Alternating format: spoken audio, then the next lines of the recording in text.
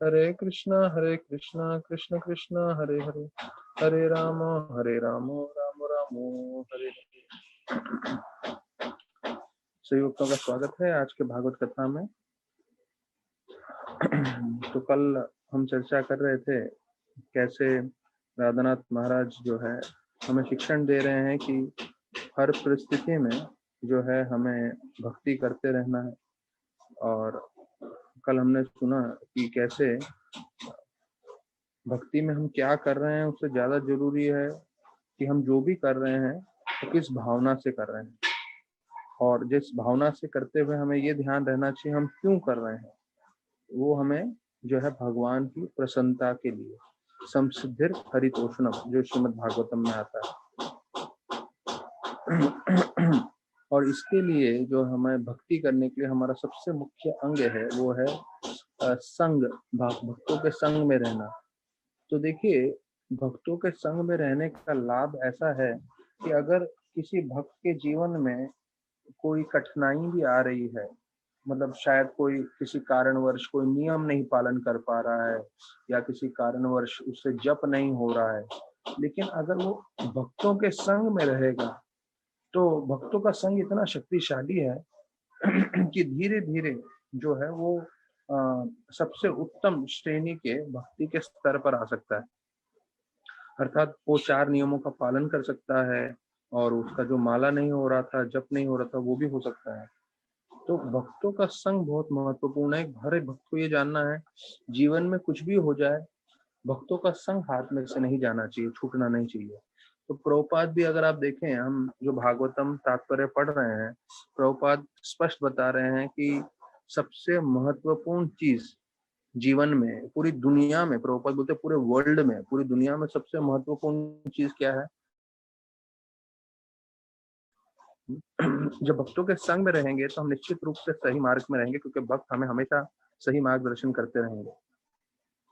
तो फिर जो है महाराज बता रहे थे कि प्रभुपाद का 1966 का जो प्रवचन था, जो उन्होंने आनंद आश्रम में दिया था, हम लीलामृत में पढ़ रहे थे तो याद होगा कि हम आनंद आश्रम में प्रभुपाद जाके प्रवचन देते हैं और सारे उनके हिप्पी भक्त भी गाड़ियों में आ जाते हैं वहां पे प्रवचन सुनने के लिए। तो वहां पे कैप्टन पांडे आए थे और बता रहे थे कि कैप्टन पांडे जो है उनके साथ प्रभुपाद प्रवचन देते थे, बोल रहे थे कि याद है आपको, हम समुद्र के बीच में थे, सब जगह लहरें थी और इतना तूफान आया था।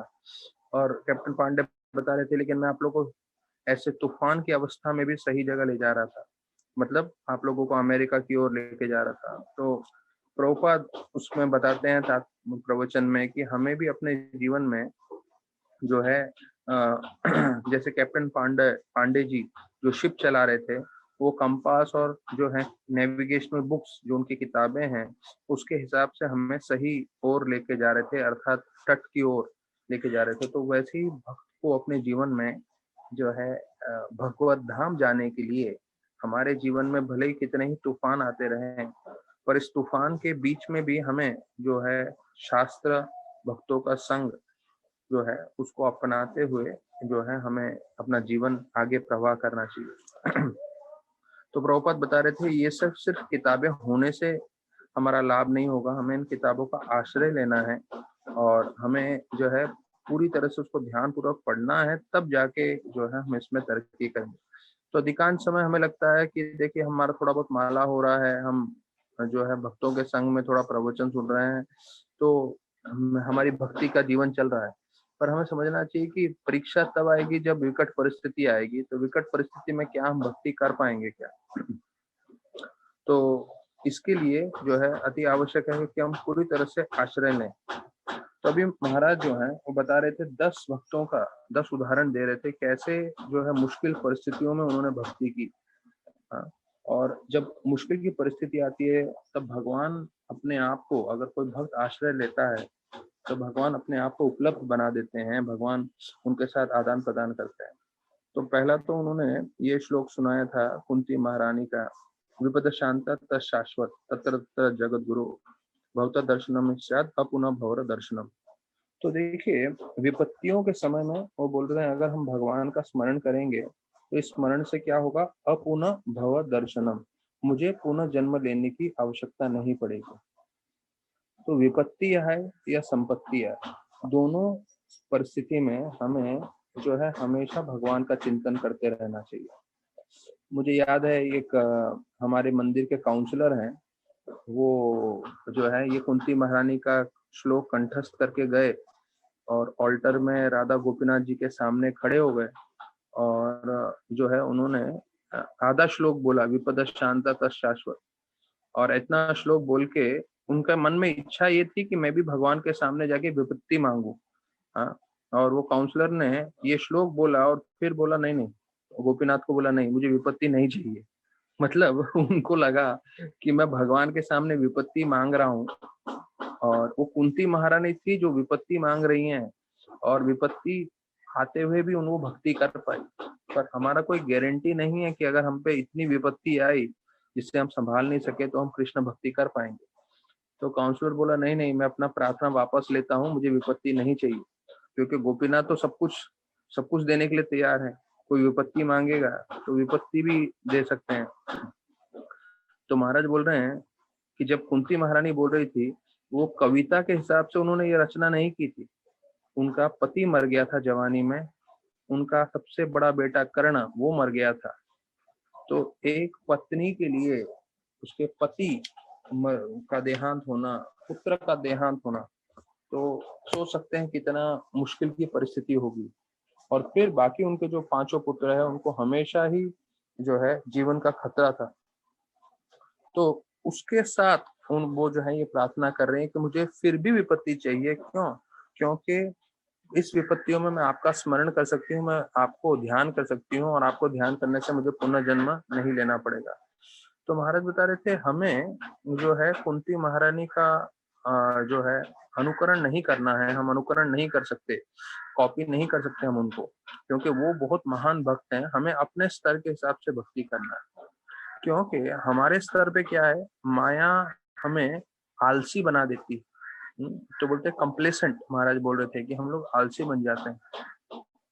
तो हमारे साथ क्या होता है कि जब मुश्किलें आती हैं हमारे जीवन में जो बिना मांगे आने वाली हैं, तब हम कृष्ण भगवान का आश्रय और अच्छे से लेते हैं, क्योंकि हमें मालूम है कि भाई जब मुसीबत आई है, तकलीफ आई है, तो उस तकलीफ में हमें कृष्णा ही बचा सकते हैं।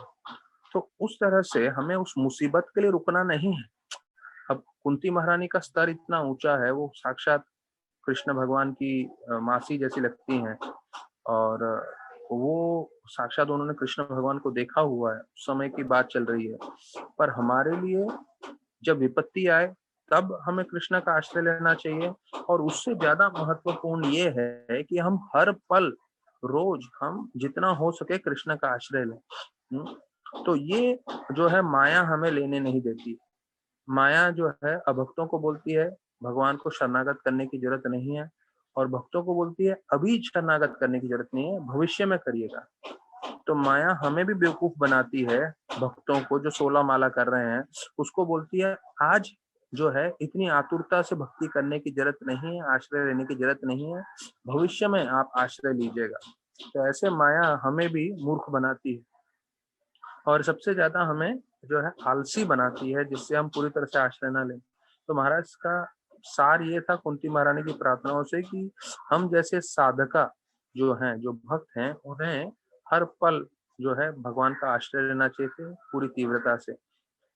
फिर महाराज बोले कि मैंने प्रभुपाद का प्रवचन सुना है, और प्रभुपाद जब भी महाराज परीक्षित के बारे में बताते हैं कि कैसे महाराज परीक्षित का उनको 7 दिनों में जो है उनको सूचना मिली थी कि तक्षक आके उनका जीवन अंत करने वाला है। ये महाराज दूसरा उदाहरण दे रहे हैं महाराज परीक्षित का, कि हम किसी को भी मालूम नहीं है कि 7 मिनट भी हम जीवित रहेंगे क्या। हम मान के चलते हैं कि हाँ हमारा जीवन चलता रहेगा, लेकिन प्रभुपाद बताते हैं कि हमें 7 मिनट भी हम जिएंगे कि नहीं उसका भी कुछ जो है गारंटी नहीं है। तो बोलते हैं हम हर जगह देख रहे हैं एक्सीडेंट हो रहा है, कोई व्यक्ति जो है चलते चलते फिसल जाता है, गिर जाता है, उससे उसकी मृत्यु होती है। एक तो मैंने अखबार में भी पढ़ा था और सुना था कि कैसे एक व्यक्ति बिस्तर पे से गिर गया। हाँ, बिस्तर पे से गिर गया और उसकी देहांत हो गई। सोचिए, अभी इतना जीवन जो है खतरनाक हो सकता है, कोई बिस्तर पे से पलट के गिर जाए उसमें भी उसके अंत हो सकती है। और महाराज बोल रहे हैं कि हमारे शरीर के अंदर क्या क्या है, कब बीमारी निकल आए, कौन सा कैंसर निकल आए, तो हमें मालूम नहीं। और बोलते हैं ये प्रमाणिक चीज है कि जो वैज्ञानिक हैं उन्होंने जो है अपना स्टडी करके बताया है कि हर 4 व्यक्ति में से एक व्यक्ति को कैंसर होने ही वाला है पूरे विश्व में। हर 4 में से एक, मतलब 1/4 पूरे पृथ्वी पे जितने भी लोग रह रहे हैं वो कैंसर के शिकार होने वाले हैं, क्योंकि हम जो भी पदार्थ खा रहे हैं पूरे केमिकल से भरे हुए हैं और पूरे कार्सिनोजेनिक चीजें हैं। तो उसके कारण जो है हर कोई जो है इसमें कैंसर में से असर, उसको असर होने वाला है। फिर बोल रहे थे हार्ट अटैक आ जाता है, कुछ भी आ सकता है, तो कभी भी जो है मृत्यु किसी समय भी आ सकती है। और उसके अलावा ये जो है हमारे शरीर के लिए है। और मन में जो है हम लोग हमेशा दुखी रहते हैं, चिंताग्रस्त रहते हैं। क्यों? क्योंकि हमारे पास धन नहीं है, हम खूबसूरत नहीं है, हमारे पास हम इतने प्रसिद्ध नहीं है। तो ये क्यों हम करते हैं? क्योंकि हम दूसरों के साथ अपनी तुलना करते रहते हैं, हम स्पर्धा करते रहते हैं, कंपैरिजन करते रहते हैं। तो महाराज बताए कि एक भक्त को कभी कंपैरिजन नहीं करना है। हाँ, भक्त की चेतना क्या होती है? महाराज ने बताया कि भक्त जो है वो स्वयं में सबसे उत्तम से उत्तम तरीके से कृष्ण भगवान की सेवा करना चाहता है और उसमें वो संतुष्टि प्राप्त करता है। तो देखिए ये हमारे लिए बहुत जरूरी है कि हम अपने आप को दूसरे भक्तों के साथ जो है तुलना न करें, और या दूसरे किसी व्यक्ति के साथ तुलना ना करें, दूसरे कोई भक्त या अभक्त, हमें किसी के साथ भी कंपेयर नहीं करना है अपने आप को। महाराज बोल रहे हैं हमें अपने आप को अच्छे से अच्छे तरीके से सेवा करनी है, जिससे हम अपने आप को कृष्ण को अर्पित कर सकें और उसमें हमें संतुष्टि प्राप्त करनी है। तो फिर महाराज बता रहे हैं ये भौतिक जगत में पदम पदम ये पदम ही तेषाम, वो बोलते हैं हर हर कदम पे जो है वो मुसीबत है, तकलीफ है। और बोलते हैं हमें जो है समझना चाहिए कि तकलीफें आने ही वाली हैं। और ये मैं इसलिए नहीं बता रहा हूँ महाराज बोले जिससे आप लोग दुखी हों या आपकी जो है उत्साह कम हो, लेकिन इसलिए मैं बता रहा हूँ कि जब हमें मालूम ही है कि हर कदम में तकलीफ आने वाला है, तो हमें हर पल जो है भगवान का पूरी तरह से आश्रय लेना चाहिए। जब हम आश्रय लेके चलेंगे तो जब तकलीफें आएंगी हमारे जीवन में, तो हम उससे विचलित नहीं होंगे, उस तकलीफों को भी झेलते हुए हम कृष्ण भक्ति कर पाएंगे। तो फिर तीसरा ये महाराज परीक्षित का दूसरा उदाहरण दिया था। अभी तीसरा उदाहरण दे रहे हैं कि चैतन्य महाप्रभु जब वृंदावन की ओर जा रहे थे, तो वृंदावन की ओर जाते हुए वो अवंती ब्राह्मण के प्रार्थनाएं कर रहे थे, प्रार्थना सुन रहे थे। तो ये जो अवंती ब्राह्मण के जो प्रार्थनाएं हैं जो 11वें स्कंद में है, जो हम धीरे धीरे जब 11वें स्कंद पहुंचेंगे तब हम उसमें चर्चा करेंगे। तो यहाँ पे बता रहे हैं कि अवंती ब्राह्मण के परिवार वालों ने उनको पूरा तिरस्कृत कर दिया था। एक समय में अवंती ब्राह्मण के पास बहुत सारा धन था, लेकिन फिर काफी समय के पश्चात जो है बताया जाता है उनका धन पूरा जो है वो चोरी हो गया, चला गया, और सारे परिवार वालों ने उनको तिरस्कृत कर दिया। और जो उनसे प्रेम करता था वही परिवार वाले जो प्रेम करने की जगह उनके साथ उनसे घृणा करने लगे, उनको पूरी तरह से उन्होंने त्याग दिया। तो अभी ऐसी परिस्थिति में देखिए बोल रहे हैं कि भौतिक रूप से देखा जाए तो ये बहुत जो है दुखी होने की अवस्था है कि मेरे पास धन नहीं है, मेरे परिवार वालों ने सबने मेरा परित्याग कर दिया है। लेकिन ऐसे स्तर में उन्होंने जब मुकुंद का आश्रय लिया, हाँ, तो बोलते हैं वो सबसे जो है संतुष्ट और सबसे प्रसन्न व्यक्ति बन गए। तो महाराज जी तीसरा उदाहरण दे रहे थे बताते हुए शास्त्रों में से कि हमारे जीवन में भले ही कुछ भी परिस्थिति हो, स्पेशली महाराज जी कोरोना वायरस को लेकर चल रहे थे और बता रहे थे कि कोरोना वायरस ने भले ही कितना ही तकलीफें खड़ी कर दी हो, लेकिन अगर हम पूरी तरह से भगवान का आश्रय लें इस समय, तो हम जो है हर परिस्थिति में संतुष्ट रह सकते हैं। फिर महाराज बता रहे थे कि प्रहलाद महाराज के जीवन में चौथा महाराज ने उदाहरण दिया। प्रहलाद महाराज के जीवन में आप सोचिए, जब हिरण्यकशिपु राजा था कोई भी उधर यज्ञ नहीं कर सकता था पूरे राज्य में। हाँ, यहाँ तक कि देवतागण भी जो है उनके महल में दास के रूप में घूम रहे थे, और देवताओं को भी राजपाट नहीं मिल रहा था। देवता भी जो है यहाँ वहाँ दर बर भटक रहे थे। हिरण्यकशिपु में इतनी शक्ति थी, उसने देवताओं को भी वश में करके रखा था। कोई भी साधु, कोई भी संत यज्ञ कर ही नहीं सकता था, क्योंकि अगर वो यज्ञ करता था तो सीधा उसको मार दिया जाता था। इतना हिरण्यकशिपु ने जो है पूरे सृष्टि में जो है लोगों को परेशान कर रखा था। ऐसे समय में आप जप भी नहीं कर सकते। देखिए, अगर हिरण्यकशिपु का समय का अगर हम तुलना करें आज से, तो हमें कोई प्रॉब्लम नहीं है अपना जप करने में, भागवत कथा करने में, सब करने में। हिरण्यकशिपु के समय में कोई भागवत कथा नहीं कर सकता था, कोई जप नहीं कर सकता था, कोई यज्ञ नहीं कर सकता था। और महाराज बोल रहे थे पूरा लॉकडाउन का परिस्थिति था हिरण्यकशिपु के समय में। और प्रहलाद महाराज कहाँ ठहरे थे? उसी हिरण्यकशिपु के महल में। तो हिरण्यकशिपु की इतनी शक्ति थी, उसने पृथ्वी पे किसी को यज्ञ करने नहीं दिया। तो उसके घर में ही प्रहलाद महाराज बैठ के जो है भक्ति कर रहे थे, और उसके फलस्वरूप उन पे इतना आक्रमण हुआ, उनको मारने की कोशिश की। हाँ, तो उस समय भी प्रहलाद महाराज जो है वो समझे कि सबसे महत्वपूर्ण चीज बताना चाहते थे वो है हमें आश्रय लेना भगवान का। तो देखिए, अभी जितने भी कहानियां सुनाते जा रहे हैं उस सब कहानियों में एक चीज महत्वपूर्ण है कि हमें भगवान का आश्रय लेना है। भले वो कुंती महारानी है, परीक्षित महाराज हैं, बता रहे हैं, पर हमें साधका जितने भी लोग हैं उनको सबको ये सीखना है कि हमारे पूरे जीवन भर हमें जितना हो सके हर पल भगवान का आश्रय लेते रहना है। वही शास्त्र का पूरा सार है, और वही हमें भगवत धाम भी ले जा सकता है, और हमें जो है आश्रय भी दे सकता है हर परिस्थिति में। तो बोलते हैं ये बहुत जो है जरूरी है कि हम पूरी तरह से आश्रय लें। तो फिर हाँ, बोलते हैं ये प्रहलाद महाराज जो है वही हरिदास ठाकुर के रूप में आए, और जो है वो 192 राउंड 192 राउंड जप करते थे। तो इसके बारे में बताया जाता है उनका उद्देश्य 192 राउंड्स करने का, वो तो साक्षात चैतन्य महाप्रभु के संगी पार्षद थे हरिदास ठाकुर, और जो है वो तो निश्चित रूप से भगवत धाम जाने वाले थे। तो 192 राउंड्स क्यों कर रहे थे अगर एक बार सोचा जाए तो? जिससे वो प्रार्थना कर रहे थे जिससे दूसरे जीवों का उद्धार हो। तो महाराज बता रहे थे हमारा जो है भजन का एक उद्देश्य ये होना चाहिए कि हमारा चेतना अच्छी रहे, और फिर हम दूसरों के लिए प्रार्थना करें कि उसका भी उनका भी कल्याण हो।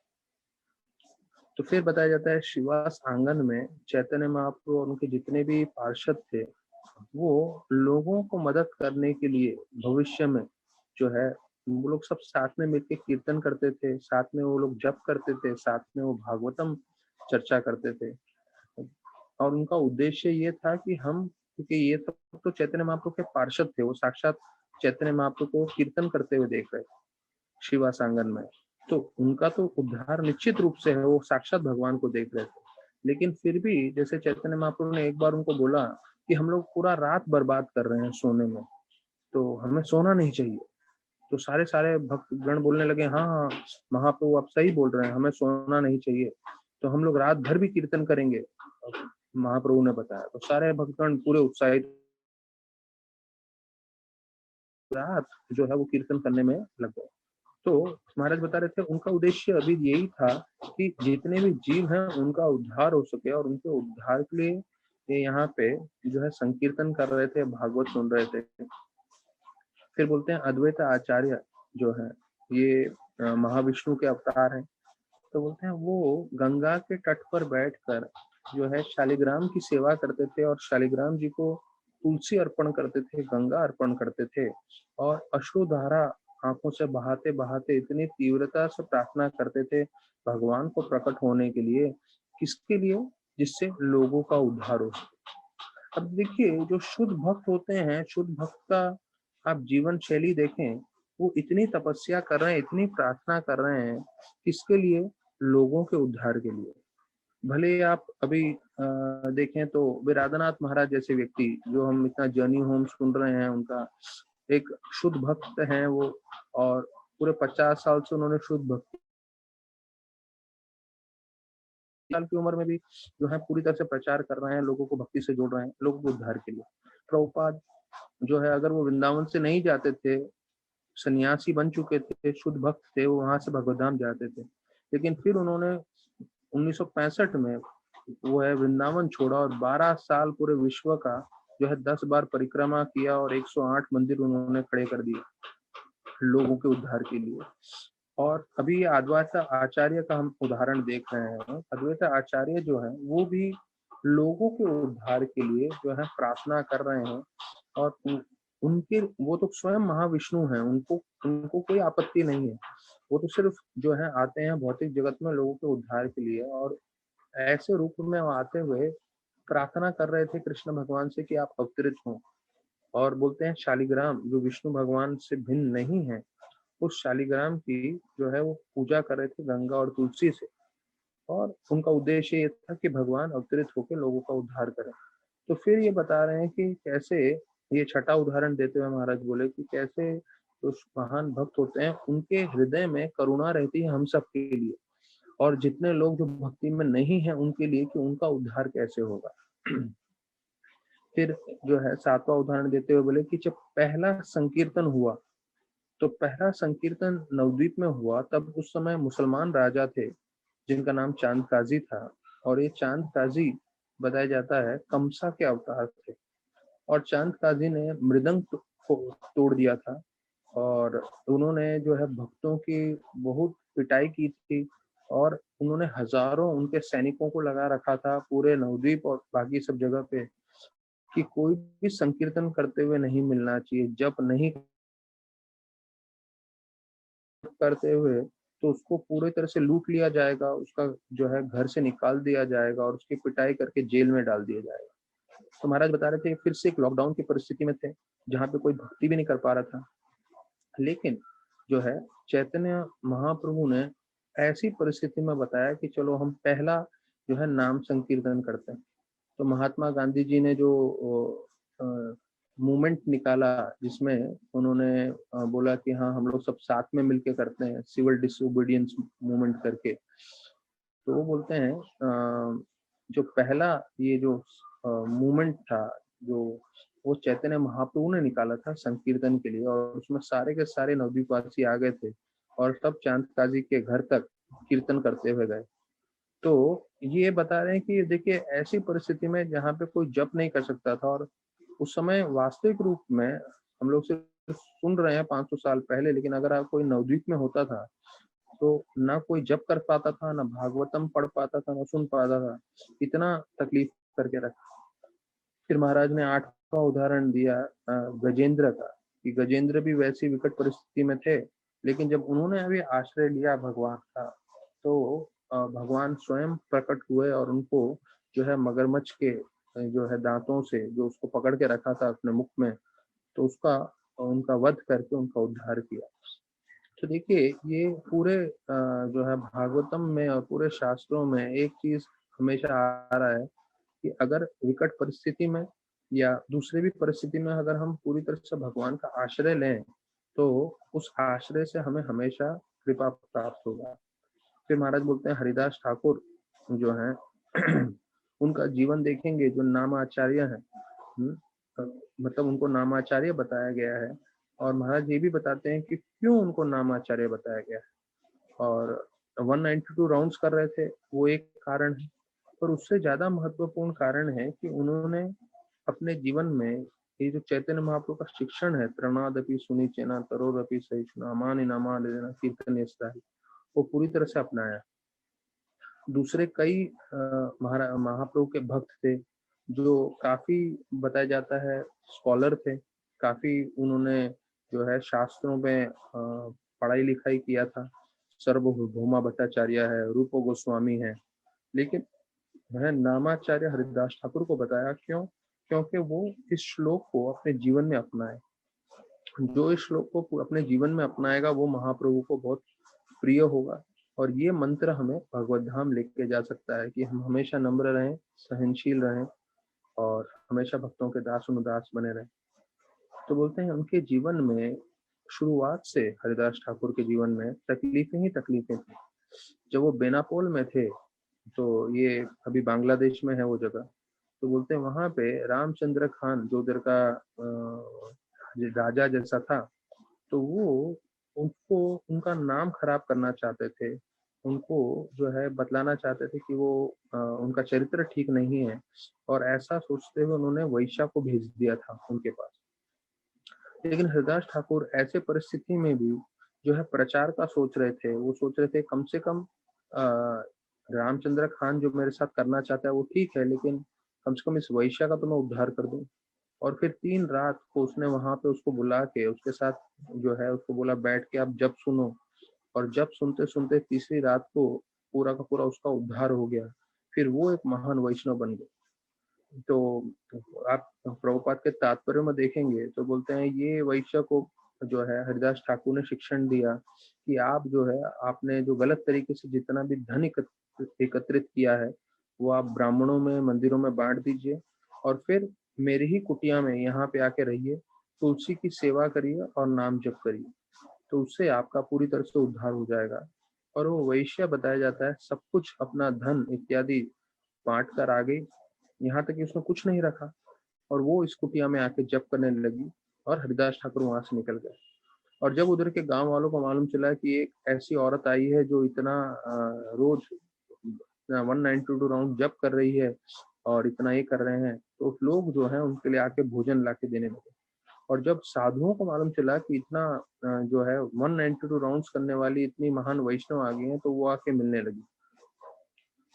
लगे उनसे। तो ये बताते हैं देखो एक शुद्ध भक्त का जीवन में अगर कोई अश्लील व्यक्ति भी आता है तो उसका भी पूरा परिवर्तन कर देता है।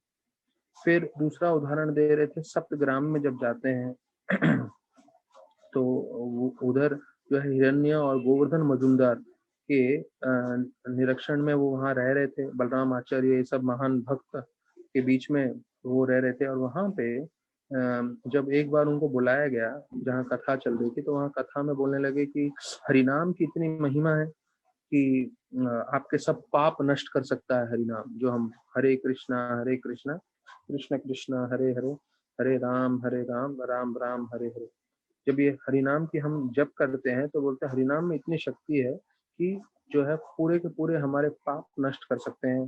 तो दूसरा एक ब्राह्मण पंडित बोलने लगा, अरे इतना नहीं, ये जो है हमें पूरी तरह से मुक्ति दे सकता है। तो ये है महामंत्र जप करने का सबसे बड़ा उद्देश्य। तो एक ने बोला हमारे पाप नष्ट कर सकता है, दूसरे ने बोला मुक्ति प्रदान कर सकता है। तब हरिदास ठाकुर जो है नम्रता से उठे और बोले मेरे हिसाब से दोनों चीजें जो है वो हरिनाम का उद्देश्य नहीं, ना पाप नष्ट करना ना मुक्ति प्राप्त करना। तो बोलते हैं ये सब जो है आपको अपने आप प्राप्त हो जाएगा जब आप में कृष्ण प्रेम की प्राप्ति होगी। तो हम लोग जब करते हैं कृष्ण प्रेम प्राप्त करने के लिए, और कृष्ण प्रेम प्राप्त होते ही अपने आप आपको मुक्ति भी प्राप्त हो जाएगी और आपके पाप भी नष्ट हो जाएंगे। और उन्होंने जो है भागवतम से एक श्लोक भी बताया जो बोलता है कि कैसे सूर्य के प्रकाश आते ही सबसे पहले ही अंधकार पूरी तरह से नष्ट हो जाता है।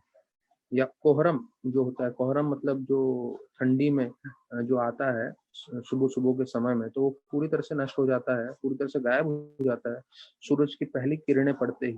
तो बोलते हैं उसी प्रकार से हरिनाम इतना शक्तिशाली है कि अपने आप ही ये पाप और पाप को नष्ट कर देगा, मुक्ति प्रदान करेगा जब हम कृष्ण प्रेम के लिए प्रार्थना करेंगे। तो उसमें जो है एक ब्राह्मण था जिसका नाम था गोपाल चक्रवर्ती। तो ये गोपाल चक्रवर्ती जो है काफी क्रोधित हो गया, और वो जो है बोलने लगा, अरे आप बोल रहे हो इतने सारे शास्त्रों में बताया गया है नाम जप करने से हमें मुक्ति प्राप्त हो सकती है, अगर ये सही नहीं रहा तो मैं आपका नाक काट दूंगा। ऐसे करके उनको इतने जो है तीखे शब्दों में उनका अपमान किया। और उसका फलस्वरूप ये रहा क्योंकि हरिदास ठाकुर तो इतने महान भक्त थे, तो उन्होंने सामने से तो बोला अगर ये सही नहीं है तो मैं खुद का नाक काट दूंगा, आपको काटने की जरूरत भी नहीं है मुझे करके। ऐसे करके जो हरिदास ठाकुर ने गोपाल चक्रवर्ती को बोला। लेकिन क्योंकि गोपाल चक्रवर्ती ने इतने महान वैष्णव का अपराध किया था तो उनको कोढ़ हो गया कुछ ही समय में, और उनका खुद का नाक पिघल के पूरी तरह से गिर गया। तो हम देखते हैं जो कोढ़ी होते हैं तो उनका उंगलियां पिघल जाती हैं, नाक पिघल जाते हैं। तो देखिए अगर एक वैष्णव का अपराध करते हैं तो उसका क्या फलस्वरूप होता है। तो फिर बताया जाता है कि जब वो शांतिपुर में, अभी ग्राम बताया, तीसरा शांतिपुर में बता रहे थे कि कैसे शांतिपुर में नामाचार्य हरिदास ठाकुर जब प्रचार कर रहे थे, क्योंकि उधर भी मुसलमान राजा थे, तो बोले थे अरे हरिदास ठाकुर पैदाइशी मुसलमान परिवार में हुए थे, तो बोले ये मुसलमान होते हुए हिंदू नाम का क्यों प्रचार कर रहा है। तो वो उनको बोलने लगे थे कि अगर आप प्रचार नहीं करेंगे तो हम आपको कुछ नहीं करेंगे, आप अपना जप करते रहिए, चलेगा, लेकिन आप प्रचार कार्य मत करिए, क्योंकि प्रचार करने से आप मुसलमान हैं और हिंदू नाम का प्रचार कर रहे हैं। तो उधर जो है लोगों के बीच में थोड़ा तकलीफें हो रही थी। तो हरिदास ठाकुर बोले कि नहीं, अगर आप मेरे लाखों टुकड़े भी कर दोगे मेरे शरीर के, फिर भी जो है मैं हरि नाम करता रहूंगा, प्रचार करता रहूंगा। तो ऐसा सुनने के बाद जो है उनको ये निर्णय दिया गया था कि 22 मार्केट में ले जाके इसको कोड़ों से मारा जाए और उसको मारते मारते मार दिया जाए। तो बोलते हैं एक या दो मार्केट प्लेस में जो जगह है जहाँ पे ये करते हैं, कोड़ों से मारते हैं, तो बोलते हैं उसी में ही उनका। और हरिदास ठाकुर ने इतना सहन किया अपने जीवन में, 22 जगह पे मारने के बाद जो उसको मारने वाले थे वो उसकी तरफ देखने लगे करुणा से, बोले अगर आप नहीं मरोगे तो हमें जो है राजा मार देंगे। तो महाप्रभु, तो हरिदास ठाकुर जो है उस समय एक और चीज हुआ था कि महाप्रभु आ गए थे, और महाप्रभु देख रहे थे मेरे इतने शुद्ध भक्त को ये लोग कोड़ों से मार रहे हैं, तो वो अपना सुदर्शन लेके इनका सर धड़ से अलग करना चाहते। लेकिन हरिदास ठाकुर जो है, जब पिटाई हो रही थी उनकी, जब उनको मार रहे थे, तो प्रार्थना कर रहे थे महाप्रभु कृष्ण से कि इनको क्षमा करें, इन पे आप जो है बिल्कुल क्रोधित ना हो, ये लोग तो अज्ञानवश मेरे साथ ऐसा कर रहे हैं। जैसे जीसस क्राइस्ट भी बोलते हैं forgive them for they don't know what they do. तो जीसस क्राइस्ट को जिन्होंने क्रूसीफाई किया था, वो कीले से ठोक दिया था लकड़े पे, तो उनके लिए भी वही प्रार्थना कर रहे थे, तो कि इनको क्षमा करें। तो जो महान भक्त होते हैं उनका हमेशा एक ही चीज रहता है कि कोई उनके साथ गलत भी करता है तो हमेशा उनको क्षमा करते हैं। तो चैतन्य महाप्रभु ने अपना शरीर हरिदास ठाकुर के शरीर पर रख दिया था, क्योंकि वो पहले तो सुदर्शन चक्र से मारना चाहते थे, लेकिन वो शुद्ध भक्त जो है वो इतना प्रार्थना कर रहे थे कि इनको नहीं मारा जाए, इन पे आप कृपा करें, इनको क्षमा करें। तो महाप्रभु ने देखा कि मैं इनको तो मार नहीं सकता, तो कम से कम मैं अपने भक्त को बचाऊं। तो महाप्रभु ने अपना शरीर जो है सूक्ष्म रूप में हरिदास ठाकुर के शरीर पे रख दिया, और जितने भी कोड़ों का मार था तो हरिदास ठाकुर के पीठ पे पड़ने की जगह वो चैतन्य महाप्रभु के पीठ पे पड़ रहा था। महाप्रभु भगवान स्वयं मार खा रहे। तो बोलते हैं कि जब महाप्रकाश लीला था हो रहा था, तो महाप्रभु ने जो है अपना पीठ दिखाया और हरिदास ठाकुर को बताया, हरिदास, क्योंकि उस दिन तुम इतना प्रार्थना कर रहे थे तो तुम्हें बचाने के लिए मैंने खुद ने मार खाया आपकी जगह पे। तो देखिए कितना वापस से हमें मालूम चल रहा है कितना भगवान जो है अपने भक्तों। फिर हरिदास ठाकुर समाधि में चले गए और उनको लगा ये मर गए हैं, तो उसको जो है उन्होंने गंगा में बहा दिया, और फिर वो समाधि से बाहर निकल के फिर से उनके राज में आ गए। और तब समझ में आया उस मुसलमान राजा को कि ये तो भाई महान भक्त हैं जो इतने ऊंचे स्तर पे हैं, और सब लोगों ने उनसे दीक्षा लेके भक्ति किया। तो देखिए हरिदास ठाकुर के उदाहरण में बता रहे हैं कि कैसे उनके जीवन में भी विपत्ति पे विपत्ति आता रहा, लेकिन वो हमेशा पूरी तरह से भक्ति की तरफ उनका मन एकाग्र था, जिसके कारण वो हर विपत्ति में जो है सफल हुए और उन्होंने अच्छे से प्रचार किया।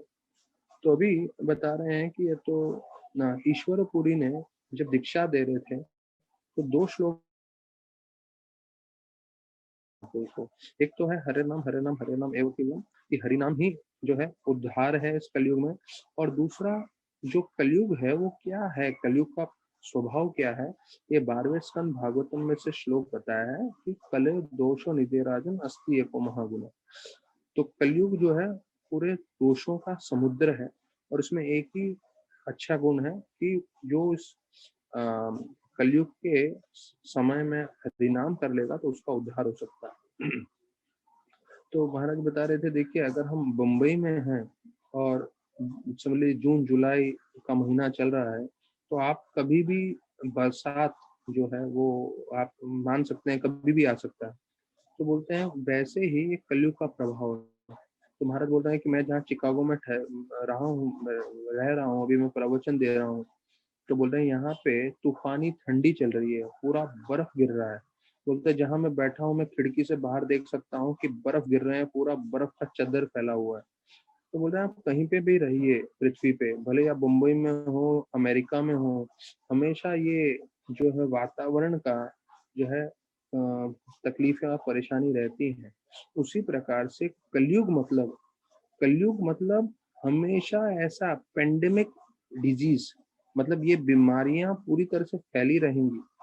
हाँ, और जो है पूरे 12वें स्कंद में विस्तार पूर्वक बताया गया है कि कैसे कलयुग में जो है हर चीज की ग्लानि होने वाली है, आध्यात्मिक चीज की और भौतिक चीजों की।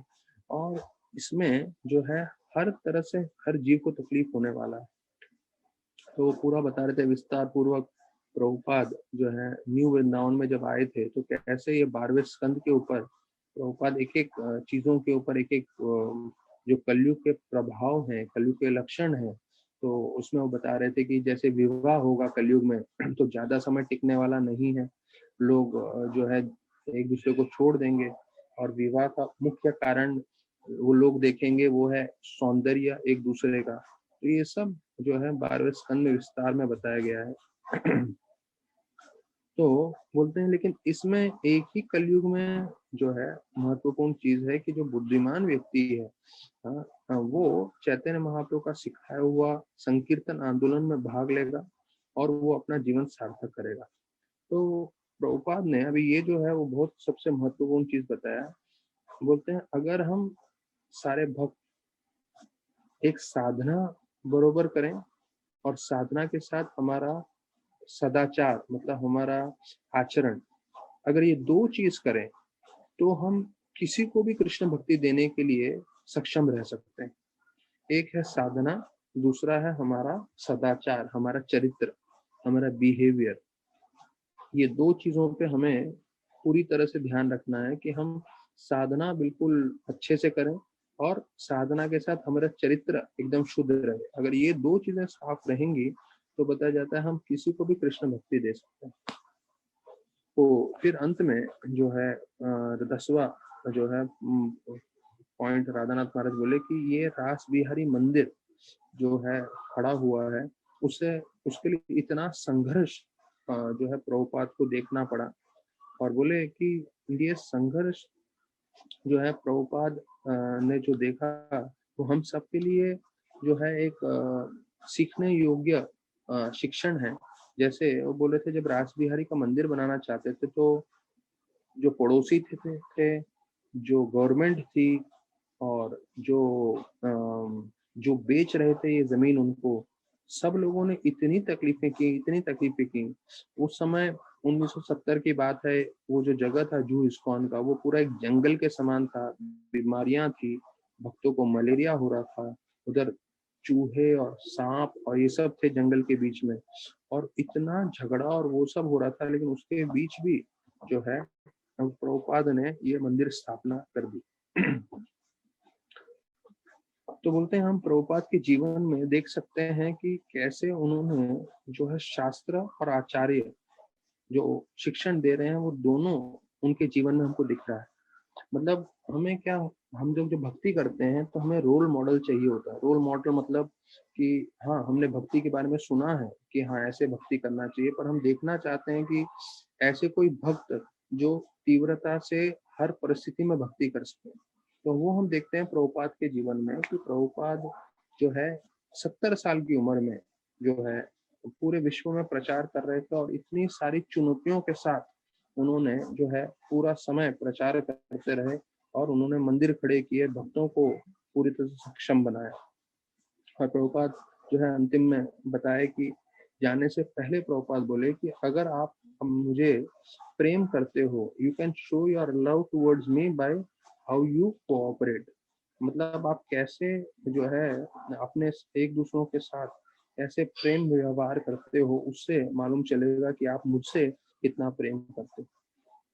तो कलयुग में बहुत आसान है झगड़ा करना, पर जो है ऐसे परिस्थिति में भी हम झगड़ा ना करते हुए जो है हम प्रेम से एक दूसरे के साथ व्यवहार करें, और जो है अगर हम कोऑपरेट करके रखेंगे तभी हम कृष्ण भक्ति पूरी दुनिया में दूसरों को दे सकते हैं। तो बोलते हैं हम साधना करते हैं, और साधना का हमारा उद्देश्य क्या है, साध्य क्या है, महाराज बता रहे थे, वो है कृष्ण को प्रसन्न करना। तो जब कोई भी जीव साधना करके साध्य प्राप्त करने की कोशिश करता है तो उससे साधकों को बहुत फायदा होता है। तो कोई भी जीव जो है अच्छे से साधना करके अपने जीवन का लक्ष्य प्राप्त कर रहा है, तो बाकी सब दूसरे जीव जो भक्ति में लगे हैं वो उनको देख के बहुत जो है प्रोत्साहन लेते हैं, और उनको जो है काफी जो है उत्साह मिलता है भक्ति करने का। तो ये जो है अभी हमने संक्षेप में सुना महाराज जी ने क्या बताया है। तो आइए अभी जितना समय बचा हुआ है अभी हम वापस से अपने लीलामृत में पहुंच जाते हैं जहां हमने छोड़ के रखा था। तो प्रभुपाद ने कम से कम 50 प्रवचन जो है चैतन्य चरितामृत में दिए, 1966 की बात है। और ये चैतन्य चरितामृत प्रभुपाद ने बताया कि ये उन भक्तों के लिए जो एडवांस्ड हैं। तो प्रभुपाद ने बोला क्योंकि आप लोगों ने दीक्षा ले लिया है इसलिए मैं आप लोग को चैतन्य चरितामृत बता रहा हूँ। और फिर बताते हैं कि प्रभुपाद बार बार पूछ रहे थे अपने कमरे में निवास करते हुए कि वो मुकुंद जो है वो मुझे बुलाने वाला था दूसरी ओर जो है सैन फ्रांसिस्को में, उसका क्या हुआ। तो प्रभुपाद बहुत आतुर थे क्योंकि प्रभुपाद को लग रहा था यहाँ पे भी दीक्षित भक्त आ चुके हैं और जो है वहां पे मुझे प्रचार करने जाना चाहिए। तो बोलते हैं फिर एक दिन चिट्ठी आई मुकुंद की और उन्होंने बताया कि मैंने एक कमरा भाड़े पे लिया हुआ है और अभी हम उसको मंदिर बना रहे हैं। तो प्रभुपाद ने तुरंत उनको चिट्ठी लिखा, हाँ मैं तुरंत आ रहा हूँ करके।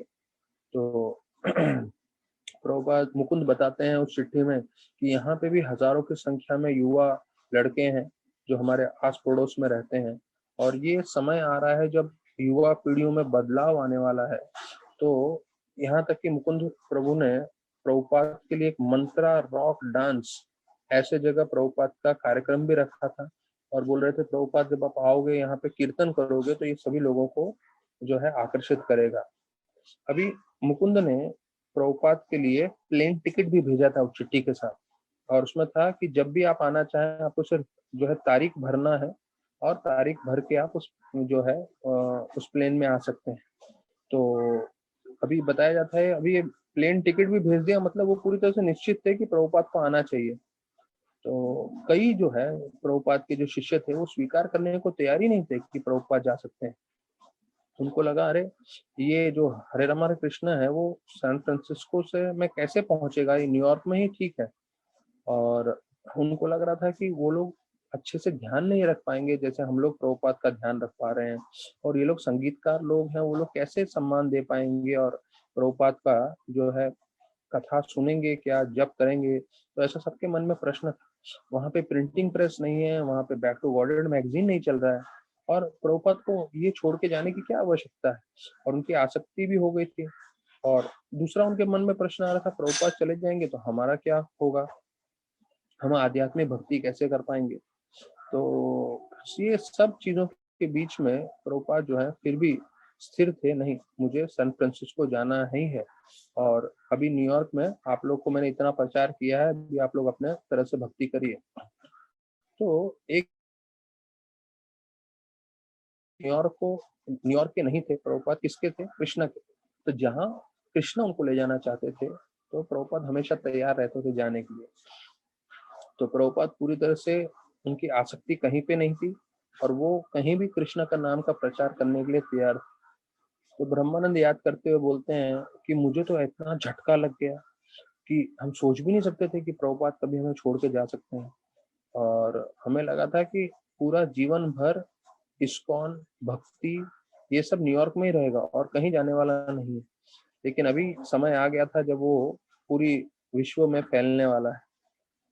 तो फिर बोलते हैं हाँ आई कुछ जनवरी के आखिरी हफ्ते चल रहे थे, आखिरी कई दिन।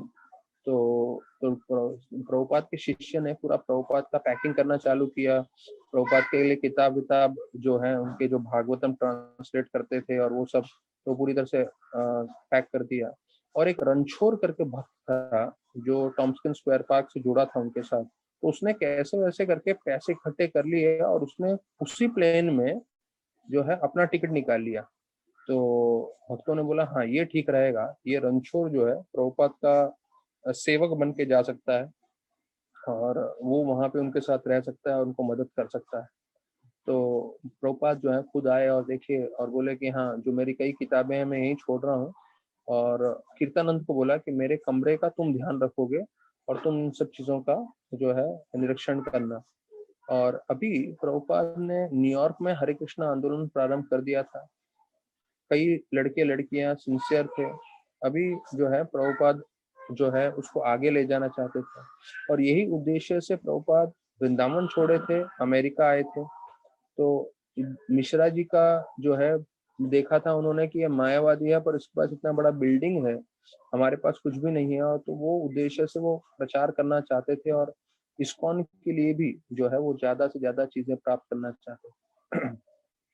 तो बोलते हैं पहला उनको एक साल थोड़ा परिश्रम रहा, बहुत मुश्किलें झेली उन्होंने, उनके गुरु भाइयों ने कुछ मदद नहीं किया, लेकिन जो उनके गुरु महाराज की इच्छा थी, चैतन्य महाप्रभु की इच्छा थी कि ये जो कृष्ण भक्ति का प्रचार हो पूरे विश्व में, वो फैलाने में प्रभुपाद कामयाब हो गए थे।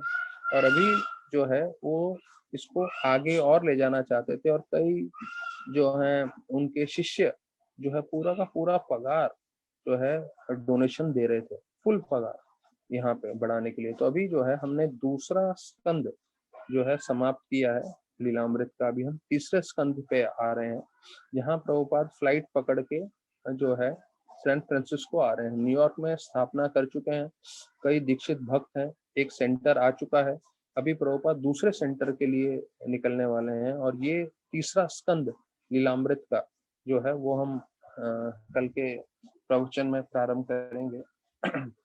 अभी हम जो है श्रीमद् भागवतम में आ जाते हैं। तो श्रीमद् भागवतम के हम 31 श्लोक में कल चर्चा कर रहे थे। ये महत्वपूर्ण है 31 का श्लोक जो बता रहा है कि कैसे जो बद्ध जीव है वो भौतिक चीजों के प्रति बहुत आकर्षित होते हैं। तन माया अध जन ईसा कंदितो यद नियाद असस्तो अर्थमानो बुद्धः। तो इस 31 श्लोक के पहले 2 लाइन में बताया गया है कि माया से प्रभावित होते हुए जो है जनह जनह मतलब आम जनता जो है वो क्या मांगती है, वो जो है इंद्र भोग की चीजें मांग रही है। जो कोई इंद्र भोग की चीजें मांगता है तो उसे कोई बुद्धिमान नहीं कहलाया जाता है, अबुधा। अबुधा मतलब जिसके पास जो ज्यादा बुद्धिमान न हो उसे बताया जाता है। तो जो लोग भौतिक चीजों के प्रति बहुत आकर्षित होते हैं तो वो ज्यादा बुद्धिमान नहीं कहलाए जाते हैं। तो ये पहले 2 श्लोकों में। और फिर दूसरे 2 श्लोक में जो है पृथु महाराज बोल रहे हैं कि आप तो एक पिता के समान हो। देखिए एक जो पिता होता है वो अपने पुत्र को बिना मांगे सब कुछ दे देता है। तो बोलते हैं उसी प्रकार से आपको मालूम है मेरे लिए सबसे उत्तम क्या है, तो वो चीज आप मुझे प्रदान कर दीजिए। देखिए ये बहुत अच्छा प्रार्थना है, हमें भी ऐसी प्रार्थना करना चाहिए भगवान से कि हमें नहीं मालूम हमारे लिए सबसे उत्तम क्या है, पर भगवान को अवश्य मालूम है, तो वो हमारे जीवन में जो सबसे उनको लगता है उत्तम है उन्हें वो करना चाहिए, जिससे जो है हमारा जीवन आध्यात्मिक रूप से पूरी तरह से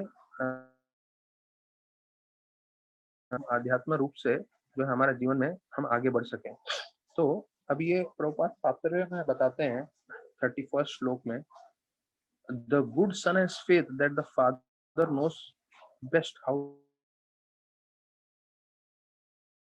मालूम होता है कि पिता को निश्चित रूप से मालूम है कि मेरे पिता मेरा अच्छा से ध्यान रखेंगे। उसी प्रकार से जो शुद्ध भक्त होता है वो भगवान से कुछ भौतिक चीज नहीं मांगता।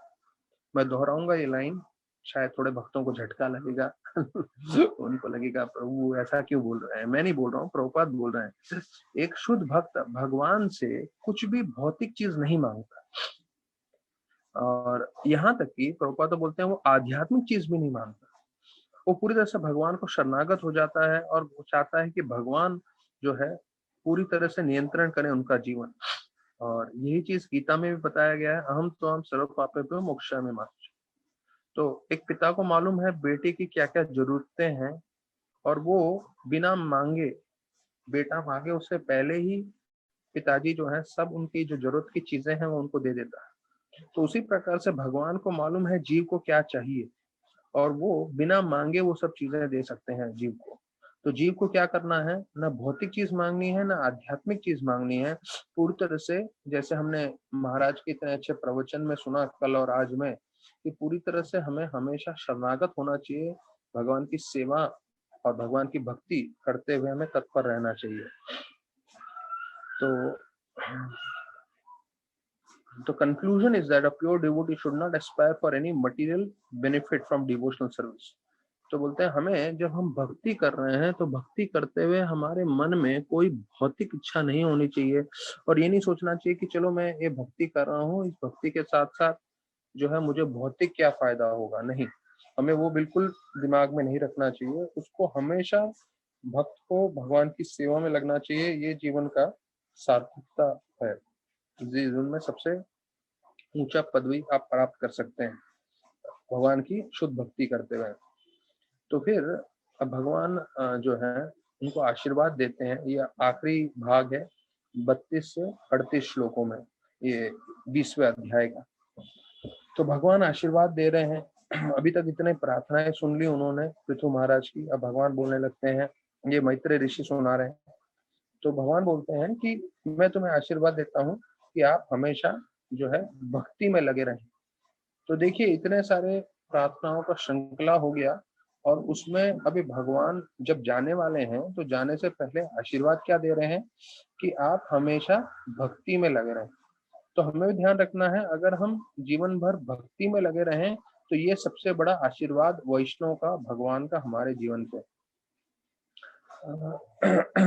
तो बोलते हैं अगर आप भक्ति में लगे रहेंगे तब आप जो है माया के प्रपंच से बच सकते हैं।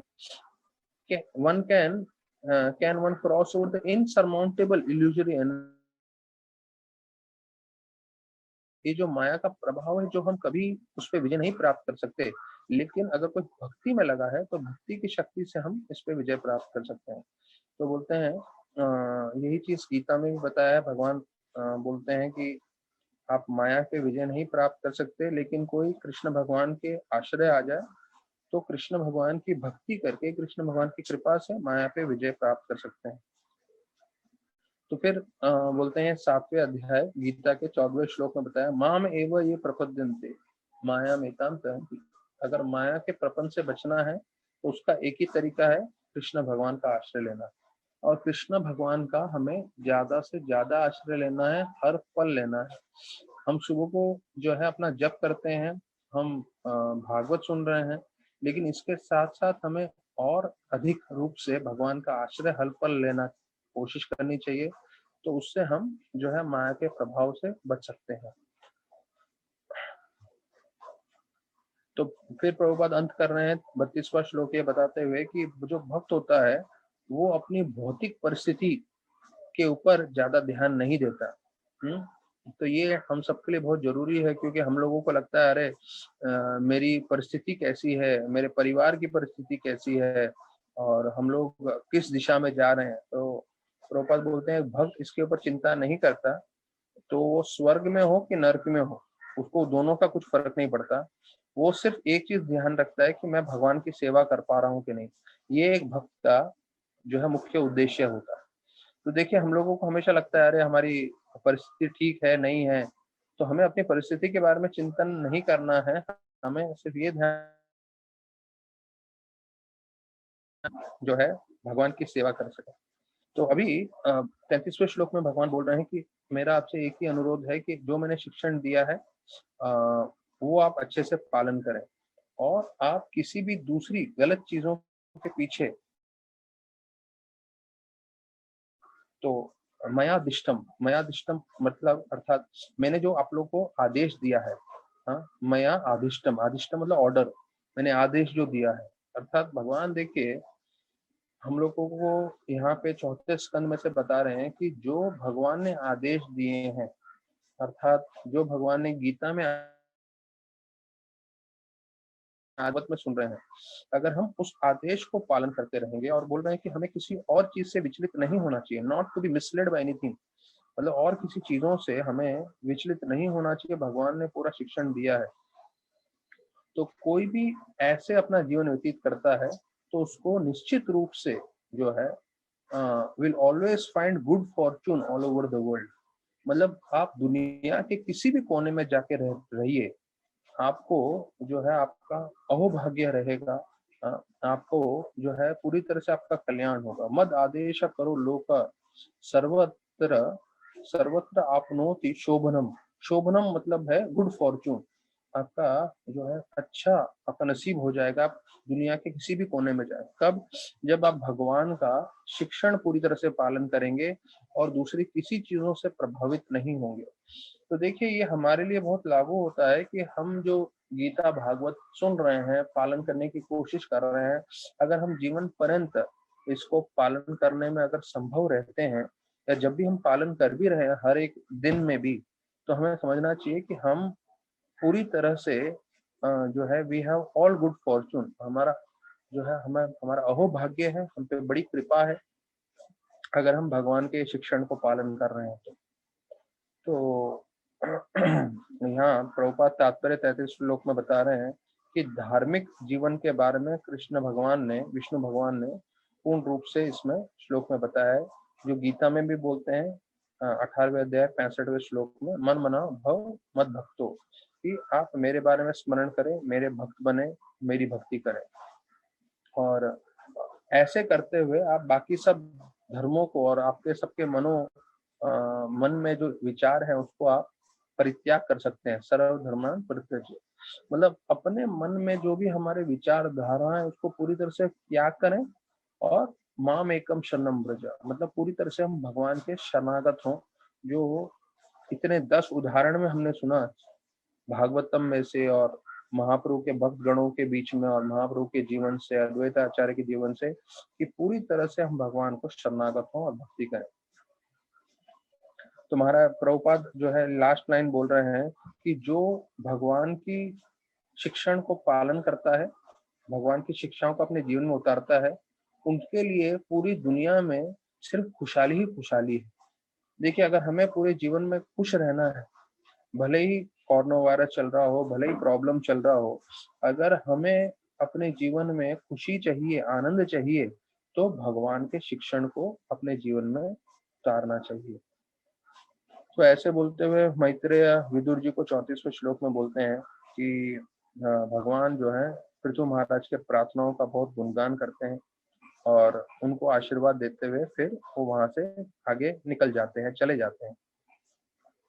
तो प्रभुपाद तात्पर्य में बताते हैं सबसे मुख्य शब्द आया है प्रति नांद्यार्थवाद वचः। इसका मतलब है कि जितने भी प्रार्थनाएं पृथु महाराज ने की वो भगवान ने पूरी तरह से स्वीकार की और भगवान ने उसका जो है स्तुति भी किया कि भाई आपने इतने अच्छे प्रार्थनाएं की। प्रभुपाद बता रहे हैं अभी ये तो पृथु महाराज ने विष्णु भगवान से प्रार्थना की, लेकिन हम जैसे जो साधक हैं, हम जैसे भक्त हैं, हम जब भी प्रार्थना करते हैं भगवान से तो हमें भौतिक चीज नहीं मांगना चाहिए, पर हमें भगवान की सेवा में जो है लगने के लिए प्रार्थना करना चाहिए जन्म जन्मांतर तक। तो बोलते हैं कि जैसे पृथु महाराज ने प्रार्थना की थी वैसे हमें भी प्रार्थना करना चाहिए, और हमारा प्रार्थना का उद्देश्य क्या है कि हम भगवान की सेवा में लगे रहें जन्म जन्मांतर तक। इसलिए चैतन्य महाप्रभु ने बोला मम जन्मनि जन्मनि, मतलब एक जन्म नहीं, अनेक जन्मों तक मैं सिर्फ आप ही की सेवा कर सकूं। यहाँ तक कि एक भक्त इस भौतिक जगत में भी जो है बार बार जन्म लेने के लिए तैयार है, लेकिन ऐसे जब जन्म लेता है तो वो जन्म भौतिक नहीं होता, ये दिव्य जन्म होता है, क्योंकि वो भगवान की सेवा के लिए आ रहा है, भगवान की भक्ति के लिए आ रहा है। तो जब पृथु महाराज को भगवान ने वर दिया था और बोला था आपको जो वर चाहिए आप मांगिए, तो उन्होंने कोई भी भौतिक चीज नहीं मांगा था। तो प्रभुपाद बोल रहे हैं कि भगवान ने इस चीज की स्तुति की थी। तो जब कोई भक्त भगवान की भक्ति करते हुए कुछ भौतिक चीज नहीं मांगता है तो भगवान जो है उसका जो है प्रशंसा करते हैं। फिर 35वें और 36वें श्लोक में बताया गया है कि कैसे पृथु महाराज जो है सबकी स्तुति करते हैं, और भगवान तो चले गए हैं लेकिन उधर देवता हैं, साधु हैं, पितृ हैं, गंधर्व है, सिद्ध है, चारण है। तो इन सबको जो है मीठे शब्दों से उनकी स्तुति करते हैं और सबको धन देते हैं, और उनको ये समझते हैं कि ये सब भगवान के प्रतिनिधि हैं। और फिर वो सब भी जो है विश्व अपने अपने धाम में जहाँ वो रह रहे थे वहां चले जाते हैं। तो प्रभुपाद बता रहे हैं कि जो वैदिक शास्त्र पढ़ते हैं उनको मालूम है कि सिर्फ पृथ्वी पे ही लोग नहीं रहते, पृथ्वी के अलावा जितने दूसरे बहुत सारे लोग हैं और वहां पे भी जीव रहते हैं। जहाँ जैसे यहाँ बताया गया है, देवता हैं, संत हैं, पितृ हैं, गंधर्व हैं, किन्नर हैं, चारण हैं, सिद्ध हैं, अप्सराएं हैं। तो ये सब अलग अलग लोकों पे रहते हैं, ये शास्त्रों में वर्णन है, और एक भक्त को इस पे पूरा विश्वास रहता है। तो बोलते हैं पूरी इस ब्रह्मांड को चतुर्दश भुवन बताया गया है। चतुर्दश भुवन, चतुर्दश भुवन का मतलब है 14 लोक, 14 प्लैनेटरी सिस्टम्स, चतुर्दश भुवन। और उसके इस भौतिक सृष्टि के परे है परव्योम। परव्योम मतलब आध्यात्मिक आकाश, और उसके आगे है आध्यात्मिक लोक, जिसमें से सबसे उत्तम हमें मालूम है वो है गोलोक वृंदावन, जहाँ भगवान निवास करते हैं। और वहां पे भगवान अलग अलग रसों में आनंद प्राप्त करते हैं, भक्तों के साथ दास्य, साक्ष्य, वात्सल्य, माधुर्य। और माधुर्य से ऊपर बढ़ के है वो है पारकीय रस। अब ये देखिए प्रभुपाद एक चीज बता रहे हैं यहाँ पे, जो शायद अभी तक हमने चौथे स्कंद तक पढ़ा नहीं था। प्रभुपाद बताते हैं कि पारकीय रस जो है माधुर्य रस से भी बढ़कर है, जो सिर्फ कृष्ण लोक में होता है, जो सिर्फ कृष्ण भगवान जो है अपने जीवन में करते हैं। तो देखिए एक होता है माधुर्य रस जो एक पति पत्नी में भी हो सकता है, लेकिन लोगों का ऐसा अनुभव रहा है कि जो प्रेमी और प्रेमिका का जो संबंध होता है बॉयफ्रेंड गर्लफ्रेंड में, वो एक विवाह से भी बढ़ के होता है, इसलिए कई लोग उसको ज्यादा आनंदित मानते हैं। तो यहाँ पे वही बताया गया, पारकीय रस जो है उसका आनंद कुछ और ही रहता है, इसलिए कृष्ण भगवान भी वो ऐसे बॉयफ्रेंड गर्लफ्रेंड करके प्रेमिका के रूप में अपनी गोपियों के साथ आनंद प्राप्त करते हैं। ये सब कृष्ण भगवान गोलोक वृंदावन में करते हैं।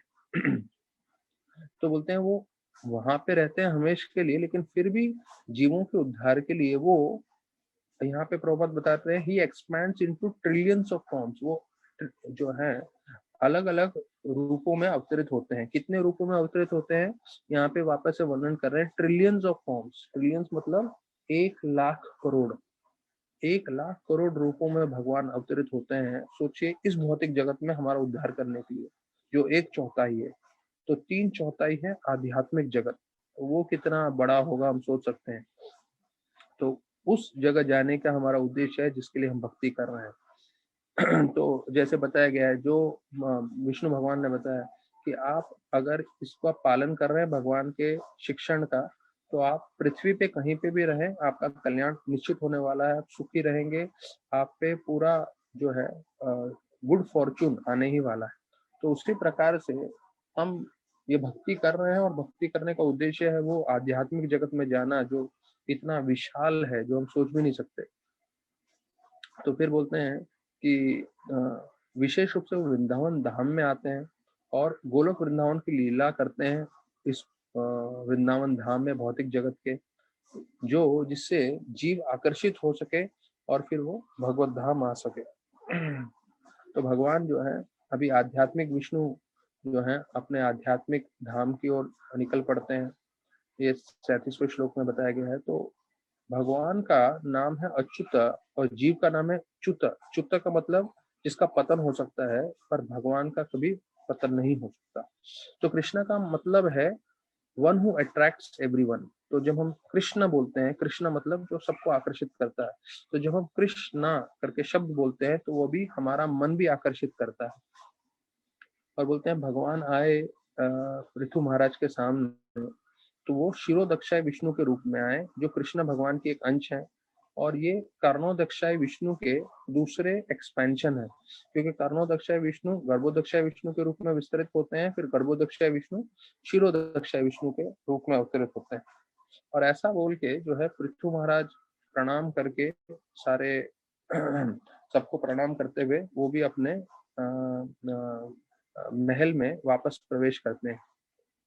तो यहाँ पे भगवान का एक नाम बताया गया है, संदर्श संदर्शितामह आत्म आत्म। तो ये शब्द का मतलब है संदर्शिता आत्मने का मतलब है for he reveals himself to the vision of devotee although he is not visible to ordinary eyes।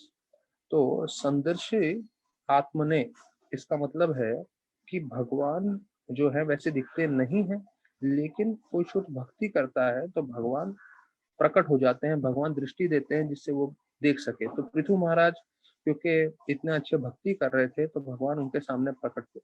तो ये बोलते हुए प्रभुपाद अपना तात्पर्य अंत कर रहे हैं 20वां अध्याय का, जो है 38वां श्लोक। अभी कल से हम जो है 21वें अध्याय में जो है महाराज पृथु क्या शिक्षण देते हैं उस पे हम चर्चा करेंगे। ये कल से हमारा प्रवचन का शीर्षक रहेगा 21वां अध्याय। तो बहुत बहुत धन्यवाद सभी भक्तों का जो हमारे साथ जुड़े हैं आज की कथा में। तो हम कल ठीक शाम को 4 बजे वापस से जुड़ेंगे। हरे कृष्ण।